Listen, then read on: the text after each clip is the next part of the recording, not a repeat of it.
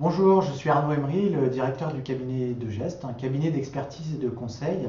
Ça fait maintenant plus de 20 ans qu'on travaille dans le domaine du transport, et notamment du transport ferroviaire. Alors dans une précédente vidéo, on vous avait présenté les enjeux de la réforme ferroviaire suite à un travail qu'on avait fait pour le compte de différentes instances représentatives du personnel à la SNCF.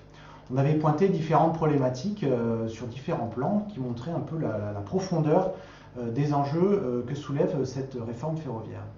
Au vu du succès qu'a rencontré cette vidéo, il nous a paru important de poursuivre ce premier travail et de vous présenter aujourd'hui des perspectives pour vous permettre de disposer de bases de réflexion pour alimenter votre travail à venir dans les prochains mois pour permettre de faire vivre cette réforme ferroviaire. Je voudrais articuler mon propos et mes perspectives autour de trois axes, notamment présenter des perspectives sur le plan de l'organisation en premier axe, puis présenter des perspectives sur le plan de la gestion de la dette, puisqu'on a vu la dernière fois que c'était une problématique vraiment très importante, et enfin revenir sur des perspectives du point de vue de la gestion publique et du point de vue des investissements que doit faire la collectivité sur le réseau. Auparavant, je voudrais faire un préambule parce qu'il me semble qu'on ne peut pas avoir de perspective sérieuse sur ces différents axes sans un dialogue social de qualité. Et au cours de notre travail, il nous a vraiment paru que ce dialogue social était aujourd'hui bloqué et constituait un frein, un blocage au travail et à l'émergence de pistes de solutions alternatives. Et c'est un point qui nous paraît suffisamment important pour que je le dise en préambule, parce que sans ce travail et sans ce dialogue social, il est évident qu'il n'y aura pas ces perspectives que je voudrais vous présenter ne pourront pas véritablement s'incarner sérieusement à l'avenir. Alors, sur le plan de l'organisation et du fonctionnement, on a vu dans nos travaux et dans la précédente vidéo que l'objectif de réunification de réseau et de mobilité était censé être incarné par l'EPIC, notamment ce qu'on appelle l'EPIC SNCF Tête. Et on a vu que cet objectif ratait, d'une certaine manière, ratait relativement sa cible. Donc il y a lieu de faire en sorte que cette cible ne soit pas autant ratée et si possible que précisément elle permette de réunifier ce qu'on avait vu du côté du transport et du côté de réseau. Pour cela, il nous semble nécessaire de dresser trois perspectives liminaires pour nourrir votre réflexion. Il faudrait premièrement travailler à décentraliser l'EPIC de tête qui aujourd'hui est beaucoup incarné au niveau national mais ne s'incarne pas suffisamment en région. Et vous savez que les régions sont devenues un acteur tout à fait important et de plus en plus décisif dans le financement du secteur ferroviaire et du système ferroviaire. Et donc il y a lieu d'incarner ce pilotage au niveau régional, ce qui n'est pas du tout le cas dans le projet qui a été présenté aux instances. Ensuite, il faut travailler sur deux axes pour donner un peu plus de contenu en termes de mission à cette décentralisation. Il nous semble qu'il faut travailler la question des arbitrages locaux entre les intérêts de mobilité et les intérêts de réseau. Et il est évident que les deux entreprises auront des intérêts divergents, qu'il va donc falloir trouver des points d'arbitrage et des points de compromis qui vont devoir s'incarner localement, ce d'autant plus que dans les années qui viennent, le réseau va être confronté à des investissements importants et à de la massification, et que cette massification va venir péjorer la circulation sur les réseaux, et du coup on risque d'avoir des tensions importantes entre réseau et mobilité, et pour cela il y aura donc besoin d'arbitrage au niveau local. Et enfin, pour incarner cette décentralisation, il nous semble qu'il faut travailler la question de la réunification des dimensions finance-commerce d'un côté et opérationnel-technique de l'autre. Les dimensions finance-commerce sont incarnées par les directions de branche et par la tête des futurs EPIC. Et puis les directions opérationnelles techniques sont incarnées davantage par les fonctions techniques. Et il nous semble qu'il est vraiment utile et indispensable de faire discuter et dialoguer et donc trouver des points de compromis entre ces deux dimensions, donc finance-commerce et opérationnel technique, et que cela manque terriblement dans le projet de réforme ferroviaire. Ça, c'était pour le premier axe. Je voudrais maintenant en venir au deuxième axe qui touche à la question de la gestion de la dette. On a vu que la dette était vraiment l'épine et le problème central à résoudre dans les années à venir. On a vu que précisément cette réforme ne permettait pas de résoudre cette problématique de la dette. De ce point de vue-là, il nous semble qu'il y a trois pistes à travailler. Donc je voudrais présenter tout d'abord la première. La première, c'est ce que l'on appelle la restructuration de la dette. il y a lieu de travailler sur cette restructuration de la dette, notamment au niveau de trois sous-pistes. On pourrait tout à fait travailler à une reprise soit partielle, soit totale de la dette par l'État, mais ce sujet mérite vraiment d'être travaillé sérieusement pour voir le bon montant à reprendre. De ce point de vue-là, notre rapport émettait un certain nombre de pistes sur ce sujet-là.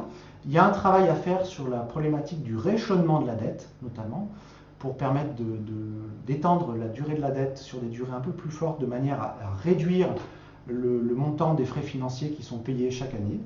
Mais il pourrait également y avoir la recherche de solutions de financement alternatives par un financement hors marché. L'enjeu serait ici d'immuniser la dette des variations de taux sur les marchés financiers. De ce point de vue-là, il faudrait travailler notamment en lien avec la Caisse des dépôts et consignations pour voir s'il n'y aurait pas des solutions de financement alternatives, et notamment en lien avec l'épargne populaire qui est recueillie notamment sur les livrets d'épargne, pour voir si ces livrets ne pourraient pas financer le secteur ferroviaire, en considérant que ce secteur est un secteur d'avenir, notamment d'avenir au regard des enjeux du développement durable. Donc ça, c'est la première piste qui pourrait être travaillée sur le plan de la dette. Mais la deuxième piste, qui a d'ailleurs été mentionnée dans le projet de loi, c'est celle que l'on appelle la création de la CADEF, une caisse d'amortissement de la dette du secteur ferroviaire. Le problème est que dans la loi, on n'a pas donné de contenu à cette piste de la CADEF. Et précisément, il va falloir travailler à lui donner un contenu très sérieux à cette piste. Vous savez que la loi dit qu'on va étudier cette piste dans un horizon de 2 ans et qu'il doit y avoir un rapport parlementaire qui sera remis sur le sujet. Nous, on pose la question, pourquoi attendre 2 ans alors que la problématique de la dette se pose d'ores et déjà? Donc il y a lieu d'initier ce travail de réflexion tout de suite, parce que la dette est suffisamment sérieuse et impacte suffisamment le groupe pour qu'on prenne au sérieux tout de suite cette question-là. Donc la CADEF pourrait être une piste, mais il va falloir lui donner un contenu précis, un contenu juridique, et surtout il va falloir trouver des solutions de financement à cette CADEF. Vous savez que cette CADEF s'inspire du modèle du financement de la caisse d'amortissement de la dette sociale, mais pour cette caisse d'amortissement de la dette sociale, il y a des ressources en propre qui ont été allouées, notamment la CSG et la CRDS. Donc il faut là réfléchir sérieusement au type de taxes et d'impôts qui pourraient venir alimenter cette caisse d'amortissement de la dette ferroviaire, étant entendu qu'un des avantages de cette CADEF, ce serait que celle-ci pourrait emprunter sur les marchés financiers à des taux un peu inférieurs à ce qu'emprunte aujourd'hui Réseau. Donc ce serait un avantage qu'on peut évaluer aux alentours de 80 à 100 millions d'euros par an d'économie, ce qui n'est certes pas le montant global du déficit courant annuel, mais qui serait quand même un pas important qu'on pourrait faire dans la direction du règlement de la problématique de la dette. Et puis enfin, il y a le problème de rechercher des solutions sur le financement hors marché. J'en ai parlé un tout petit peu, esquissé tout à l'heure la problématique, en parlant de la Caisse des dépôts et consignations. Cette piste-là doit être travaillée très sérieusement dans les mois qui viennent, de manière à ce que je disais tout à l'heure, à éviter et à immuniser le système ferroviaire de l'évolution du taux sur les marchés financiers. Donc ça, c'était mon deuxième axe qui était relatif à la dette. Vous voyez qu'il y a donc différentes pistes de réflexion qui sont sur la table, qui doivent donc être maintenant travaillées très sérieusement par les différents acteurs en présence. Je voudrais maintenant en venir à mon troisième axe que nous avons pointé dans nos différents rapports. C'est l'axe qui concerne la question de la gestion du système et de la priorisation des investissements. Alors sur le plan de la gestion publique, de la gestion du secteur ferroviaire, il y a plusieurs points que je voudrais mettre en avant. Le premier, c'est le suivant. Il est tout à fait étonnant qu'on soit capable de prendre des décisions comme celle de cette réforme ferroviaire sans avoir des éléments précis et chiffrés et objectifs sur la vérité des prix en termes de comparaison entre ce que coûte réellement le rail et ce que coûte la route. On est un peu effaré de voir qu'il n'y a pas d'études sérieuses qui tentent d'évaluer ce que coûte le rail, ce que coûte la route, en intégrant les différents types de coûts, notamment ce qu'on appelle les coûts externes. Et donc, nous, ce que l'on dit, c'est qu'il faut avoir la vérité des prix de manière assez sérieuse pour pouvoir fonder les différentes alternatives dont j'ai parlé tout à l'heure. Alors oui, le rail coûte cher, et oui, le rail coûtera cher, mais il y a lieu de relativiser ce coût-là pour la collectivité sur différents plans. Rappeler que les conditions de la concurrence et du prix entre le rail et la route ne sont pas tout à fait homogènes. Rappeler que quand on prend sa route, on ne paye pas la totalité des infrastructures. Donc de ce fait-là, la vérité des prix est un petit peu faussée, d'une part. La route n'a pas de compte d'exploitation à proprement parler, alors que Réseau, sur le plan ferré, a un compte d'exploitation où on voit les charges, on voit les recettes, on voit s'il y a un déficit, ce qui n'est pas le cas pour la route. Donc il y a lieu également d'engager un travail pour faire un compte d'exploitation de la route digne de ce nom. Et puis, il y a lieu de travailler à l'internalisation des coûts externes, c'est-à-dire à intégrer l'ensemble des coûts que génèrent les différents modes de transport en termes de pollution, d'accidents, de bruit. Et là, on verra effectivement que le rail a un intérêt tout à fait important, notamment au regard des enjeux de développement durable dont j'ai parlé tout à l'heure.